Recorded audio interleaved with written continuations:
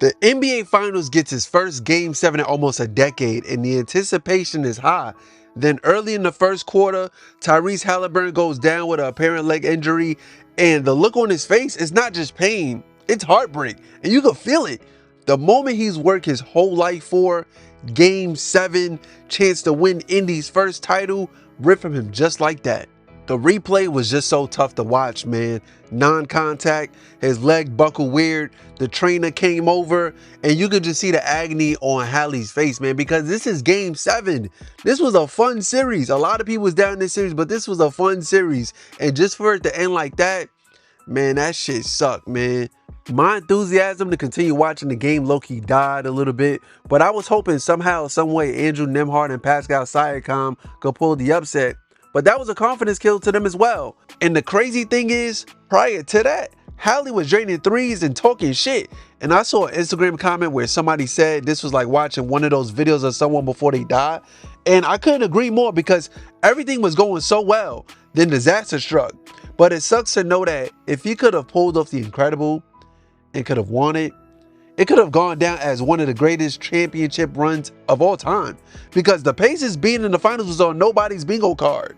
Now, when I think of Game 7 of the 2025 NBA Finals, or just the 2025 Finals in general, I think of OKC capturing their first title. Now, I know that the Sonics won back in '79, but Sonic fans don't associate themselves with the Thunder, and they'll be very vocal about that. But the first thing that comes to mind is Hallie's Achilles injury and the timing of it, and it being a what if. So what up, y'all? It's Armasha Diamonds, and today we're talking about one of the biggest what ifs in the NBA, the Achilles injury. And we're keeping it strictly basketball, not just because that's what we do on this channel, but because honestly, this injury happens in basketball more than any other sport. It's wild. So if you enjoyed the video, hit that like button, comment and subscribe to the channel. And without further ado, let's get into it. Yeah.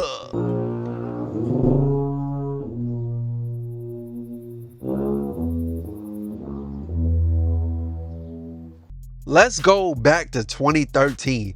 I'm sitting at home watching the Lakers versus the Warriors. My superhero Kobe Bean Bryant desperately trying to will the Lakers into the playoffs after a long season of drama and chaos.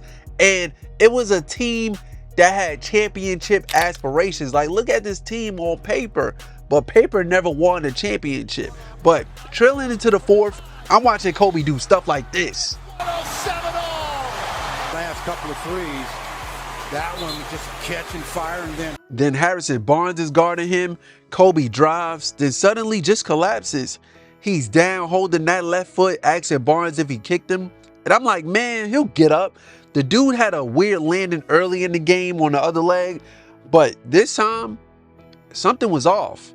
I watched Kobe limp to the free throw line with an unsettling look on his face. He sinks the 2 free throws and walks off the court on his own like a G. No help, no crutches, no wheelchairs. Fuck Paul Pierce. The Lakers was able to win that game, but like, I didn't really care about that. I was just worried about my dog. To make it even more unsettling was his post-game interview. Just the look on his face, the tears in his eyes, now on crutches. It was heartbreaking, man. But there was some part of me that believed he would come back. The next day, I'm about to head out on a date, and I see breaking news. Kobe Bryant tears his Achilles, season done. I didn't even know what Achilles tendon was, but my whole day was fucked up. Ain't no way he could be out for the season, man. After watching NBA TV talk about it, they brought up 2 names who had suffered the injury before. Dominique Wilkins, who actually came back better, and Chauncey Billups, but still, it was rare back then, to my knowledge. To make it even worse, Kobe dropped one of the most vulnerable essays you'll ever see on his Facebook page. It was painful seeing that from someone who was a stone cold killer his whole career. After that, it was just setback after setback. Kobe was never the same. He came back, but it was a domino effect. His body kept breaking down, and that's tough because he said it himself. He was playing some of his best basketball before it happened. Last playoff run was in 2012, retired in 2016, so only got like 3 to 4 more seasons, mostly filled with injuries and bad shooting nights. But man, what if it never happened? What if he and Dwight figured it out in the playoffs? What if Dwight stayed? Maybe Kobe gets one more shot at ring number 6. Maybe free agents actually pulled up. But after Dwight left, nobody wanted to come hoop with Kobe. Part of that was because the spotlight. Yeah, it was too bright. But a lot of it was because of his health. Does Kobe play 2 more years? Who knows? Just another what if.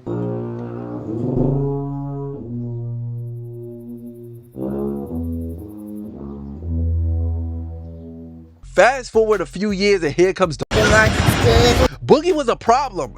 At one point he was putting up 28, 12, and 5 like it was nothing. Bully ball. He had finesse. He could shoot the 3. He had handle. He had it all. And the wild part was there was somebody else on that team who could do the exact same thing. I'm talking about Anthony the Brow Davis. That Pelicans front court was scary. Then it happened. In a game versus the Rockets over a missed free throw, Boogie chases down his own rebound, starts slipping, and collapses.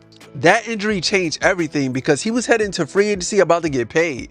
Max contract, cornerstone of a franchise. Instead, he signs a 1-year deal with the Warriors to form the Justice League.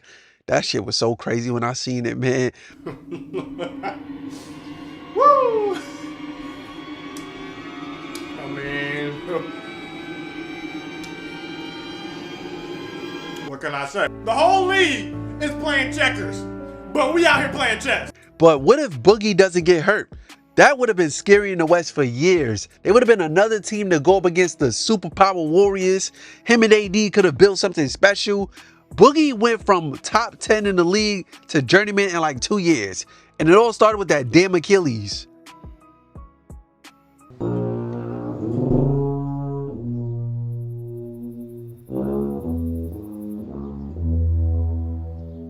And speaking of the Warriors, 2019 NBA Finals, Warriors going for a three-peat, something that hasn't been done since the Lakers in the early 2000s. Only problem, the Warriors are without their 2-time Finals MVP, KD. KD hasn't played since suffering the calf strain in the semis versus Houston. He nailed the baseline jumper, landed weird, and limped off to the locker room. He misses 9 games, then in Game 5 of the Finals, with the Warriors facing elimination, he's back and he hooping. 11 points in 12 minutes, pull-ups, spot-ups, looked like he never left. Warriors was about to flip the script, and I'm like, oh man, they about to pull a 3-1 comeback. Then boom, one step and it's over. You can see it in his face. He knew. And what was mad corny was them damn Raptor fans was cheering when he got hurt. That was lame as hell. But the Warriors still went on to win that game, and they was able to take it back to the crib at the Oracle for Game 6, where they would eventually lose. But still, what if KD never tears his Achilles? Actually, what if he never suffers that calf strain that kept him out of the playoffs for a long period of time? They 3-peat, no doubt. Kawhi's playoff run will only be remembered for just that game winner against Philly and not bringing the title to Toronto. Maybe KD stays, maybe they run it back and go for 4, or maybe he still leaves for Brooklyn, but he's healthy. And him and Kyrie start wrecking the East from day one. That one injury changed KD's whole timeline. And here's what's wild. Post Achilles KD might actually be better. Go check the stats. Outside of Dominique Wilkins, who I mentioned earlier, KD is the only other guy in NBA history who arguably came back stronger after tearing his Achilles. He's still a bucket, still elite, still one of the most feared scorers in this league, but man, what if? Now here's where it gets crazier. This season alone, 7 players tore their Achilles. 7 in 1 year. I'm not going to name all of them, but let's talk about the 2 that hit the hardest, starting with Damian Lillard.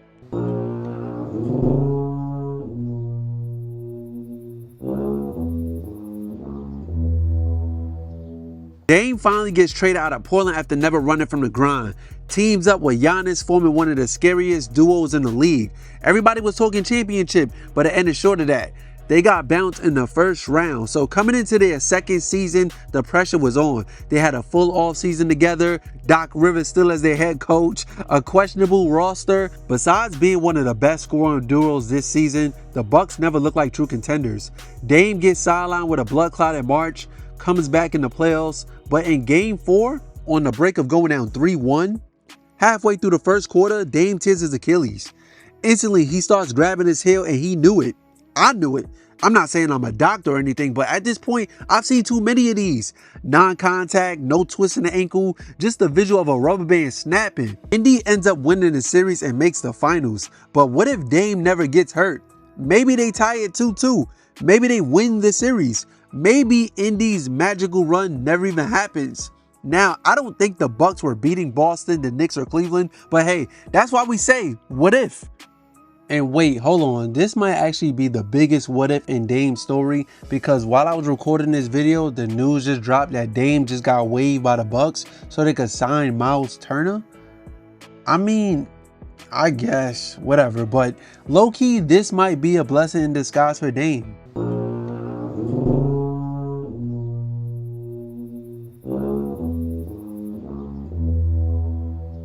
On a quest to go back-to-back, the Boston Celtics get shocked not once, but twice, losing the first 2 games to the Knicks at home. Then they stormed back and put on a shooting clinic in Game 3.